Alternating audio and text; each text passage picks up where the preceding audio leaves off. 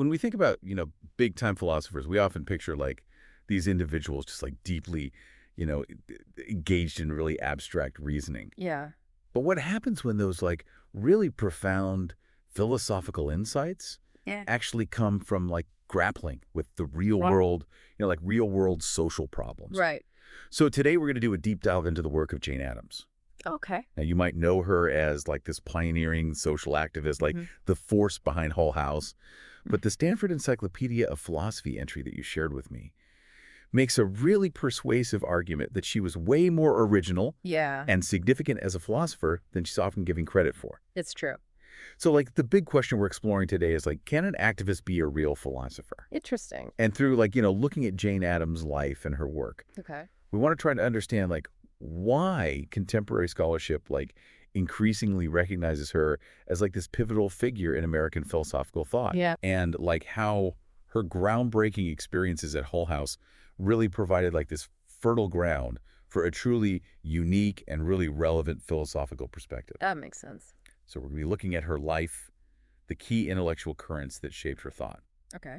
her development of what we now call standpoint epistemology, her concept of radical meliorism, and then her approach to socializing care. Sounds good. So that's our kind of overview for today. Exciting. And I think that's like a really crucial place to start. Yeah. Because for a long time, the kind of like, dominant philosophical narrative has really sidelined figures like Jane Addams True. and often viewed her as someone who like just skillfully implemented, the theoretical frameworks that were developed by like the male philosophers of her time, like Huey James Mead. Right. Right. Exactly. But as we've been saying, this view, especially like prevalent in the pre-1990s, really overlooks like the inherent philosophical originality in her work. Yeah, and I think it's been the work of feminist philosophers and historians.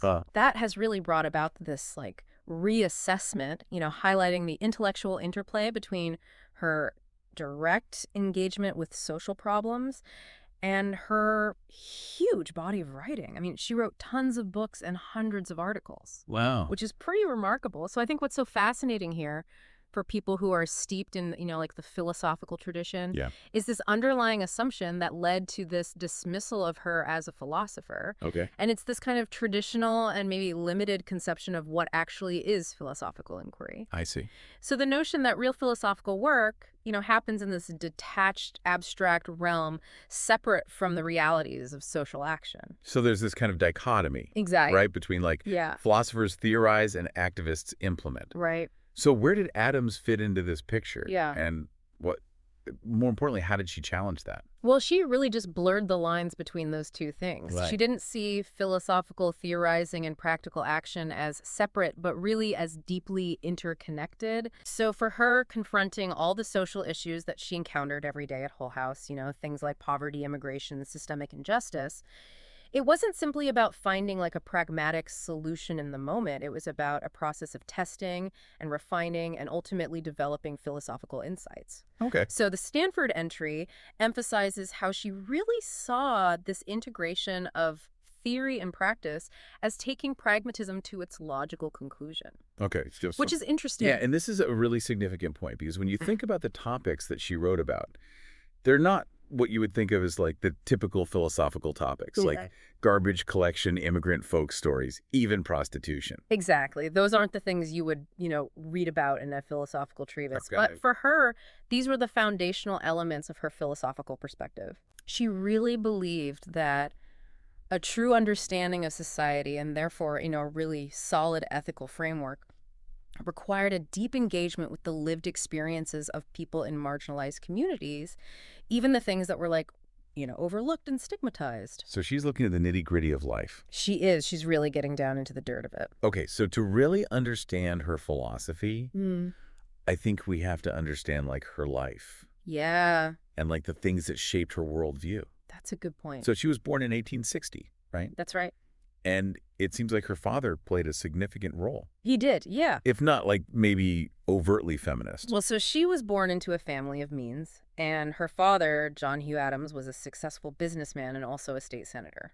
Okay. So not a proponent of feminism the way we might understand it today. But he really valued education and intellectual pursuits for his daughter, and he made sure that she went to Rockford Seminary. And that was really pivotal for her being immersed in a woman-centered intellectual environment, and she flourished. She really did. She was great academically and socially. Wow. And what's interesting is she led a campaign to have Rockford Seminary give baccalaureate degrees, and she was the first graduate to get one. Oh, wow. So pretty cool. And it seems like that intellectual and social empowerment that she experienced at Rockford didn't immediately translate into a clear path for her after college. Yeah, there was a period of unease and searching. Yeah. She even tried to go to medical school, but that didn't really suit her. Okay. And after her father died, she had this almost 10-year period of uncertainty and looking for direction. And I wonder, how common was that feeling at the time? I think it was actually pretty common. Really? Yeah, I mean, a lot of educated women felt that way. Like Right. Charlotte Perkins Gilman, for example, she Right. felt that way too. So it's not just like a personal failing? No, not at all. It was the reality for women then. So how did she come out of that? Well, it was on her second trip to Europe Okay. that she had a really transformative experience when she went to Toynbee Hall in London. Okay, Toynbee Hall. So tell me about that. What was that? Well, Toynbee Hall was like this pioneering Christian settlement house. Okay. And the idea was that, young, educated men would choose to live among the working poor in London Okay. and try to understand their lives and offer them, assistance and education. Very hands-on. Extremely hands-on. Okay. And this idea of direct engagement and living alongside people and learning from the people who are on the margins of society. Yeah. It really resonated with Addams and her desire for a life with purpose and, doing good for society. It gave her a model. It did. It gave her a model for how she could put her intellectual curiosity and her desire to do good into action. And then this led her to co-found Hull House. Exactly. In 1889, in a poor immigrant neighborhood in Chicago. But it didn't become an instant success, But, right? it took time. Okay. I mean, initially people were cautious, Yeah, understandable. They were suspicious of these, educated outsiders who had moved in. Right.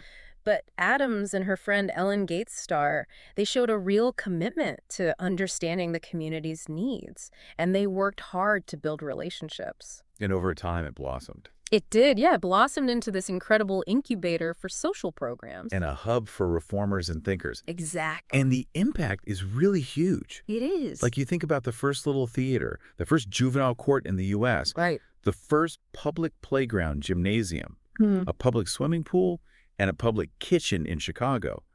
All came out of Hull House. Amazing, isn't it? It's a huge legacy. It is. And not just immediate needs and aid. Right. But Hull House was also instrumental in the development of labor unions, tenement codes, factory laws, and campaigning against child labor. Absolutely. This is really applied philosophy. For sure. It wasn't just an institution for charity. Right. It was like a laboratory. Living, breathing laboratory for testing philosophical ideas in the real world. And it's important to say that it was also really woman-centered. Yes, definitely. Even though men lived and worked there, the core of it was really focused on women. It was, yeah, the priorities, the atmosphere, everything was really gynocentric. And the entry even mentions the idea that Hull House was like a lesbian-friendly space. Yeah, that's an interesting point. Especially because of Addams' relationships with women. Yeah, and of course we have to be careful to understand that in its historical context. Of course. But her relationships with women like Ellen Gates Starr and Mary Rose Smith, and the fact that it was such a female-dominated environment, it does suggest that it was a place where women who loved women could find community. Even if it wasn't, defined in the same way we might define it today. Right, exactly. And Addams herself called it an applied university. She did. Which I think is a really interesting way of thinking about it. Yeah, she thought of it as a place where knowledge could be tested through action. Okay, so let's talk about some of the intellectual influences that shaped her thinking. Sounds good. Like we said, there's Thomas Carlyle, Leo Tolstoy, and then, of course, the American pragmatists. Right. So what about Carlyle? Well, he was all about social morality. Okay. And the idea that individuals have a public duty. Okay. And you can see how that appealed to Addams. Yeah. She took up his focus on moral action and this idea of a relational ethic. Okay. But she wasn't into his focus on heroes or his skepticism about democracy. Right. She was much more about collective action. She really believed in the power of democracy. And then there's John Ruskin. Yes. Who had this idea that art and culture reflect the moral health of society Right. and that labor should lead to self-actualization. Exactly. So how did that influence her? Well, you can see Ruskin's ideas reflected in Hull House Okay. and its focus on the arts, and in Addams' concern for workers whose work lacked meaning. Okay. But unlike Ruskin, she really believed in progress. Okay. And she didn't romanticize the past. She thought society had a duty to evolve, Okay. to meet everyone's needs. Gotcha. And then Tolstoy. Yeah, Tolstoy. That's an interesting one. He was a fascinating guy. So committed to the common laborer. Totally. It sounds like their meeting was kind of intense. It was a clash of worldviews, for sure. So tell me about it. Well, Tolstoy was all about living and working with the oppressed, which Addams admired. Okay. But when they met in 1896, he criticized her lifestyle. Really? Yeah, her clothes. Wow. The fact that Hull House got some money from her family's estate. He was not holding back. Not at all. Wow. He thought it was a contradiction. Okay. And, that's what made her try to take up baking at Hull House. Right. But she realized it wasn't practical. Yeah, she had too much to do. Exactly. She had to organize, fundraise, respond to the community's needs. So Tolstoy was being a little idealistic. Maybe a little bit. Okay. He didn't really get the realities of her situation. Right. But she did share his pacifism, although she questioned some of his ideas. Okay. I thought he was oversimplifying things. Okay. And then Canon Barnett. Yes, the founder of Toynbee Hall. He was like her inspiration, right? He was. So what were his big ideas? Well, he distrusted government charity. Okay. He thought we needed firsthand knowledge about poverty, Uh-huh. and he believed in humanitarian fellowship. Okay. And Addams agreed that settlement houses shouldn't be ideological. Right. But she put more emphasis on equalizing social conditions, Okay. not just charity from the privileged to the less privileged. Gotcha. She rejected that lady bountiful image, Right. and she focused on sympathetic knowledge. And then, of course, the American pragmatists. Yes, Dewey, Mead, James. Those were her friends. They were. And colleagues. Exactly. And people often assume she was just influenced by them. Right, but it was more reciprocal than that. Okay, so tell me about that. Well, for example, Dewey visited Hull House early on. Okay. And he was so impressed, he joined the board of trustees. He lectured there. Uh-huh. He even dedicated his book, Liberalism and Social Action, to her. Really? And named one of his daughters after her. That's amazing. It is. He defended her pacifism during World War I, Right. and he tried to get her an honorary doctorate. Wow. And Addams definitely aligned with James's emphasis on lived experience Okay. and his writing style. So they were all part of this really dynamic intellectual environment. Yeah, the Chicago School. And Hull House was like this pragmatist feminist think tank. Exactly. Okay, so it wasn't just a social service center. No, it was a place where ideas were tested and refined. And it was home to so many amazing women. It was. Alice Hamilton A pioneer in industrial and medicine. Julia Lathrop. The first head of the U.S. Children's Bureau. Wow, and Florence Kelley. A champion of labor reform. Incredible. So many amazing women. They were brilliant, and they were all working together. And the Stanford entry mentions some other influences too. Yeah. Like her Christian upbringing. Yep. And Greek philosophy. Mm-hmm. And even Comte and positivism. Right, with its focus on It's experience. amazing how intellectually curious she was. She was so engaged with all these different ideas. Yeah, she was drawing from so many sources. She was. Like her religious upbringing, Mm-hmm. Greek philosophy, even social Darwinism. Yeah, and Marilyn Fisher has shown how social evolutionary thinking influenced her ethics. Wow. But the point is, she wasn't just accepting these ideas passively. No, she was synthesizing them, Okay. adapting them, Yeah. weaving them together to create her own social morality. But that brings us to one of her biggest contributions. What's that? Standpoint epistemology. Yes. She was a forerunner of that, She was. even though she didn't use that term. Right. So for our listeners who might not know what that is, Mm-hmm. can you explain it? Sure. So basically, standpoint epistemology says that knowledge is never neutral. Okay. It's always shaped by our social positions and experiences. Okay. And it argues that the perspectives of oppressed groups can offer unique insights Okay. that might be missed by dominant groups. And how does that connect to Addams' idea of sympathetic knowledge? Well, her idea of sympathetic knowledge is all about really understanding others, Okay. especially those who are marginalized. Mm. And she believed that this understanding was a moral imperative. Okay. It was a step towards caring and empathy and action. So she said the identification with the common lot is the essential idea of democracy and becomes the source and expression of social ethics. Exactly. But some people might say that Addams was still an outsider, Sure. despite being immersed in the community. Mm-hmm. So how do we address that? Well, she dedicated almost 50 years of her life to living and working in that neighborhood. Wow. She wasn't just visiting, she was living there, Right. participating in the daily life, Yeah. experiencing the challenges firsthand. And she became a trusted insider. She did through her engagement and her listening. Okay. And she always worked to amplify the voices of her neighbors. Yeah. She invited them to speak with her. Okay. And she created spaces for their stories at Hull House. And a good example of that is her article, A Belated Industry, Yes, from 1896. which was about domestic laborers. Right. She wanted to present the reality of that industry from the worker's point of view. Okay. And she acknowledged the power imbalances involved. And she continued to do that in her books, too. She did in books like Youth and the City Streets and The Long Road to Women's Memory. Right. She was grounding her theory in the experiences of marginalized people. Exactly. And then there's the devil baby phenomenon. Oh, yeah. That's a really interesting example It is. of her using what we now call standpoint theory. Right. So tell me about that.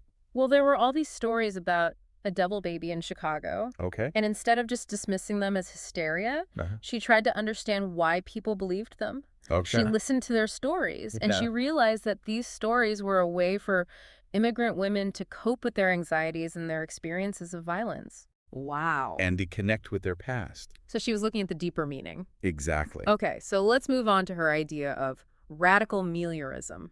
Sound good? So meliorism is the belief that things can get better. Right. It's a hallmark of pragmatism. Okay, but what made hers radical? Well, it was radical because of its scope Okay. and because it challenged the existing power structures. Mm-hmm. She wasn't just talking about small improvements. Right. She wanted everyone to benefit, Okay. especially the marginalized. And she called this lateral progress. Exactly. So explain that. Well, she believed that real progress meant bringing everyone along, Okay. addressing the inequalities that hold people back Uh-huh. so that everyone can share in the benefits. Okay. It's like her analogy of persuading a whole village to move up a hill Right. instead of just teaching a few people to climb mountains. I like that. It's a good one.